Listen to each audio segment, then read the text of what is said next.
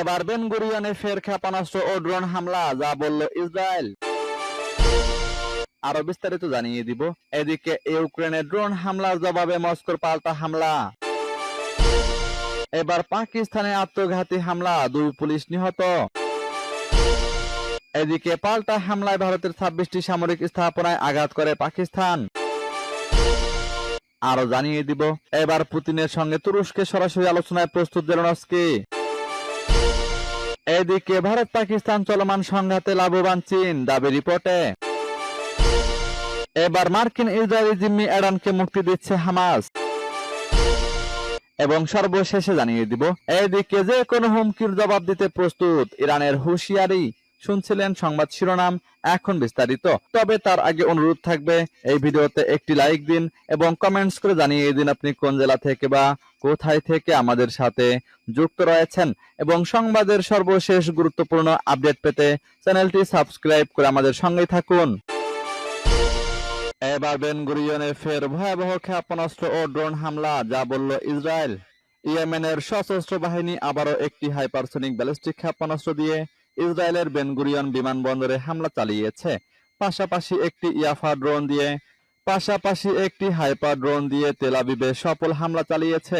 আনসারুল্লাহ নিয়ন্ত্রিত ইয়েমেনি সশস্ত্র বাহিনীর মুখপাত্র ব্রিগেডিয়ার জেনারেল ইয়াহিয়া সারি এক বিবৃতিতে এ তথ্য জানান। খবর বার্তা সংস্থা মেহেরের ইয়েমেনি মুখপাত্র বলেন, ইয়েমেনি সশস্ত্র বাহিনীর ক্ষেপণাস্ত্র ইউনিট একটি বিশেষ সামরিক অভিযানে দখলকৃত জাফা অঞ্চলে অবস্থিত বেন গুরিয়ন বিমানবন্দরকে লক্ষ্য করে একটি হাইপারসোনিক ব্যালিস্টিক ক্ষেপণাস্ত্র নিক্ষেপ করেছে।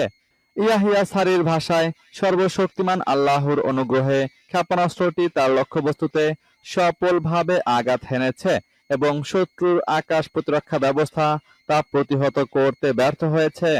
এর ফলে লক্ষাধিক দখলদার ইহুদি ভয়ে আতঙ্কে আশ্রয় কেন্দ্রের দিকে ছুটে যায় এবং প্রায় 1 ঘন্টার জন্য বিমানবন্দরের ফ্লাইট চলাচল বন্ধ হয়ে যায়। দখলদার ইসরায়েলি বাহিনীর গণহত্যামূলক অপরাধের জবাবে এবং গাজায় নিরীহ মানুষের উপর চালানো আগ্রাসনের প্রতিক্রিয়ায় ফিলিস্তিনি জনগণ ও তাদের মুক্তিযোদ্ধাদের সমর্থনে এই অভিযান চালানো হয়েছে বলে উল্লেখ করেন তিনি। এদিকে ইউক্রেনের ড্রোন হামলার জবাবে মস্কোর পাল্টা হামলা। ইউক্রেনের টানা ড্রোন হামলার জবাবে পাল্টা হামলা শুরু করেছে রাশিয়া। ওডেসা ও সুমি শহরে রুশ ড্রোনের হামলায় ইতোমধ্যেই কমপক্ষে 4 জন নিহত হয়েছে বলে জানিয়েছেন ইউক্রেনের কর্মকর্তারা। এছাড়া হামলায় খারকিভেও বেশ কয়েকজন আহত হয়েছেন বলে জানানো হয়েছে। এর আগে টানা 2 রাত ধরে ইউক্রেন মস্কোয় ড্রোন হামলা চালিয়ে যাচ্ছে বলে জানিয়েছে রাশিয়া। দেশটির বিমান চলাচল পর্যবেক্ষণ সংস্থা রোসাভিয়াতসিয়া সামাজিক যোগাযোগ মাধ্যম টেলিগ্রামে জানিয়েছে, নিরাপত্তা নিশ্চিত করার জন্য তাদের রাজধানীর 4টি বিমানবন্দরের সবগুলোই সাময়িকভাবে বন্ধ করে দেওয়া হয়েছে। সোমবার রাশিয়ার প্রতিরক্ষা মন্ত্রণালয় জানায় যে তারা অন্তত 26টি ইউক্রেনীয় ড্রোন ধ্বংস করেছে। এমন একটি সময় হামলা ও পাল্টা হামলার এসব ঘটনা ঘটছে যখন বিজয় দিবস পালনের জন্য প্রস্তুত হচ্ছে রাশিয়া। দিবসটি উপলক্ষে রুশ প্রেসিডেন্ট ভ্লাদিমির পুতিন ইউক্রেনে 3 দিনের যুদ্ধবিরতি কার্যকরে প্রাথমিকভাবে সম্মত হয়েছেন। মস্কোর ঘোষণা অনুযায়ী আগামী বৃহস্পতিবার থেকে ইউক্রেনে 3 দিনের সাময়িক যুদ্ধবিরতি কার্যকর হওয়ার কথা রয়েছে। এবার পাকিস্তানে আত্মঘাতী হামলা, 2 পুলিশ নিহত। পাকিস্তানের খাইবার পাখতুনখোয়া রাজধানী পেশোয়ারে রোববার আত্মঘাতী হামলা হয়েছে। এতে 2 জন পুলিশ নিহত হয়েছে, আহত হয়েছে আরো 2 জন। দেশটির পুলিশের বরাত দিয়ে এই তথ্য জানিয়েছে পাকিস্তানের প্রভাবশালী পত্রিকা ডন। প্রতিবেদনে বলা হয়েছে, দেশটিতে সম্প্রতি সন্ত্রাসী হামলার পরিমাণ অনেক বেড়েছে। বিশেষ করে বেলুচিস্তান এবং খাইবার পাখতুনখোয়ায় হামলা নিরসনে দেশটির নিরাপত্তা বাহিনী সন্ত্রাসবিরোধী অভিযানও জোরদার করেছে, তবে কোনোভাবেই থামছে না হামলা। পেশোয়ারে ক্যাপিটাল সিটি পুলিশ কর্মকর্তা কাসিম খান বলেছেন, বিস্ফোরণে একজন এসআই সহ 2 জন নিহত এবং আরো 2 জন আহত হয়েছে। তিনি বলেছেন, পুলিশকে লক্ষ্য করে এই আত্মঘাতী হামলা হয়েছে। ডন জানিয়েছে, এই হামলার আগে গোয়াদারে একটি মসজিদের কাছে হামলাকারীরা হাতবোমা নিক্ষেপ করার পর গুলি বিনিময়ে একজন পুলিশ সদস্য নিহত হয়েছেন। এছাড়া লাক্কি মারওয়াতে পুলিশ একটি অপহরণের চেষ্টা রুখে দিয়েছে। এদিকে পাল্টা হামলায় ভারতের 26টি সামরিক স্থাপনায় আঘাত করে পাকিস্তান। পাকিস্তানের আন্তঃবাহিনী জনসংযোগ পরিদপ্তরের মহাপরিচালক লেফটেন্যান্ট জেনারেল আহমেদ শরীফ চৌধুরী জানিয়েছেন, দেশের জনগণকে দেওয়া প্রতিশ্রুতি পূরণ করেছে পাকিস্তান সশস্ত্র বাহিনী। তিনি জানান, ভারতীয় আগ্রাসনের জবাবে চালানো অপারেশন বুনাইয়ামুন মারসুসের মাধ্যমে ভারত নিয়ন্ত্রিত কাশ্মীর সহ মূল ভূখণ্ডের বিভিন্ন গুরুত্বপূর্ণ লক্ষ্যবস্তুতে আঘাত হেনেছে পাকিস্তান। রোববার এক প্রেস ব্রিফিংয়ে তিনি বলেন, আজ আমরা আপনাদের সামনে উপস্থাপন করছি অপারেশন বুনাইয়ামুন মারসুস পরিচালনার প্রেক্ষাপট ও সফল সমাপ্তি। 6 ও 7 মে রাতে চালানো ভারতীয় কাপুরুষোচিত হামলায় নারী, শিশু ও বৃদ্ধ সহ নিরীহ পাকিস্তানি নাগরিকদের মৃত্যু হয়। আইএসপিআরডিজি প্রধানমন্ত্রী ও তার মন্ত্রিসভাকে ধন্যবাদ জানিয়ে বলেন, জাতিকে যে প্রতিশোধের প্রতিশ্রুতি দেওয়া হয়েছিল তা বাস্তবায়নের সুযোগ করে দিয়েছেন প্রধানমন্ত্রী। এটি এক যুগান্তকারী সিদ্ধান্ত ছিল। তিনি বলেন, এ দুঃসময়ে জাতির একতাবদ্ধ সমর্থন, মনোবল ও প্রার্থনা আমাদের সশস্ত্র বাহিনীর শক্তি বাড়িয়ে দিয়েছে। পাকিস্তানি গণমাধ্যমের ভূমিকাও তিনি প্রশংসা করেন এবং উল্লেখ করেন, পাকিস্তানের গণমাধ্যম যেখানে দায়িত্বশীল ভূমিকা পালন করেছে, সেখানে ভারতের গণমাধ্যম কেবল যুদ্ধবাজ প্রচারেই লিপ্ত ছিল। এবার পুতিনের সঙ্গে তুরস্কে সরাসরি আলোচনায় প্রস্তুত জেলেনস্কি। ইউক্রেনের প্রেসিডেন্ট ভলোদিমির জেলেনস্কি বলেছেন, যুদ্ধ অবসানে আলোচনা করতে বৃহস্পতিবার তুরস্কের ইস্তাম্বুলে রাশিয়ার প্রেসিডেন্ট ভ্লাদিমির পুতিনের সঙ্গে সাক্ষাতের জন্য তিনি প্রস্তুত আছেন। সামাজিক যোগাযোগ মাধ্যম এক্সে তিনি এক পোস্টে এই কথা বলেছেন। খবর বিবিসির। এর আগে যুক্তরাষ্ট্রের প্রেসিডেন্ট ডোনাল্ড ট্রাম্প দাবি করেছেন, তুরস্কে সরাসরি আলোচনায় বসতে পুতিন যে প্রস্তাব দিয়েছেন তাতে ইউক্রেন সম্মত হয়েছে। জেলেনস্কি লিখেছেন, হত্যাকাণ্ডকে প্রলম্বিত করার কোনো কারণ নেই। বৃহস্পতিবার আমি ব্যক্তিগতভাবে তুরস্কে পুতিনের জন্য অপেক্ষা করব। এর আগে তিনি বলেছিলেন, তার দেশ রাশিয়ার সঙ্গে আলোচনায় রাজি, কিন্তু সেটি হবে কেবলমাত্র যুদ্ধবিরতি কার্যকর হওয়ার পর।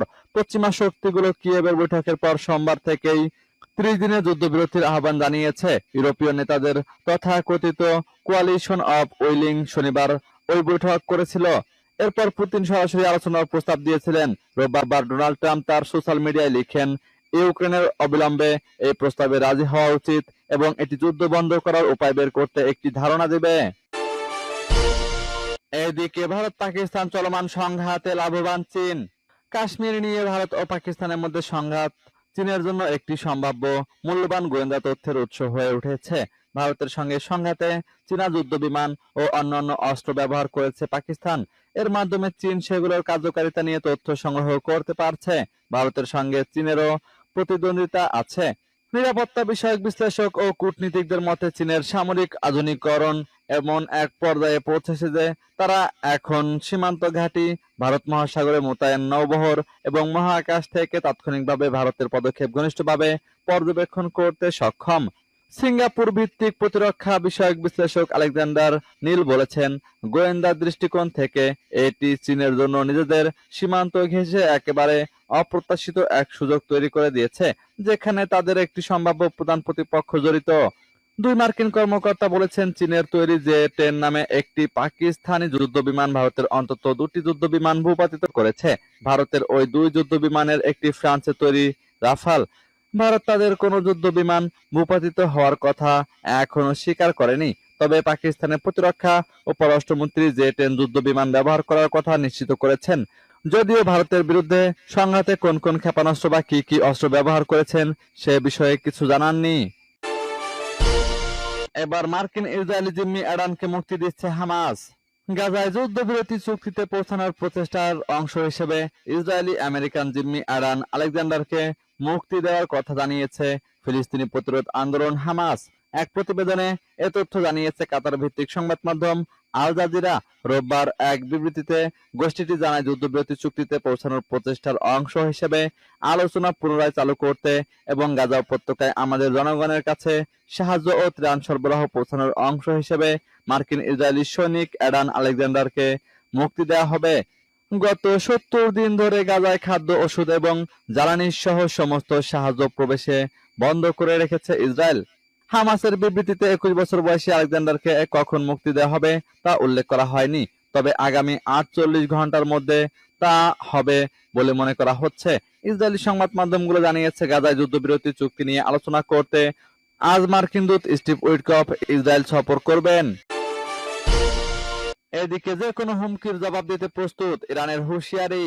ইরানের সশস্ত্র বাহিনী সম্পূর্ণরূপে প্রস্তুত এবং যে কোনো হুমকি বিনা জবাবে পার পাবে না বলে হুঁশিয়ারি দিয়েছেন দেশটির সশস্ত্র বাহিনীর chief of staff major general Mohammad Bagheri. রোববার হরমুজগান প্রদেশে সেনাবাহিনীর যুদ্ধ সামর্থ্য ও প্রস্তুতি পর্যবেক্ষণে উচ্চ পর্যায়ের সামরিক প্রতিনিধি দল নিয়ে সম্প্রতি দুর্ঘটনার শিকার বন্দর আব্বাস সফরকালে তিনি এ হুঁশিয়ারি দেন।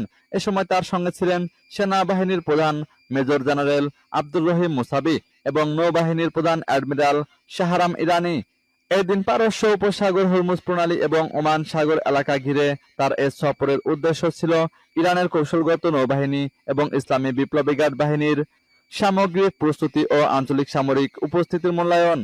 বাকেরি এ সময় বলেন, ইরানের সশস্ত্র বাহিনী যে কোনো পরিস্থিতিতে পূর্ণ প্রস্তুত রয়েছে। আমাদের জলসীমা ও জাতীয় সম্পদ রক্ষায় আমরা কোনো হুমকিকে বিনা জবাবে ছেড়ে দেব না। ইরানের সেনাবাহিনীর প্রথম নৌ অঞ্চল ইমামত এর কমান্ডারদের উদ্দেশ্যে তিনি বলেন, এই অঞ্চল কৌশলগত দিক থেকে অত্যন্ত গুরুত্বপূর্ণ এবং এখানকার প্রস্তুতি দেশের সার্বভৌমত্ব রক্ষায় মুখ্য ভূমিকা রাখে। সূত্র মেহের নিউজের।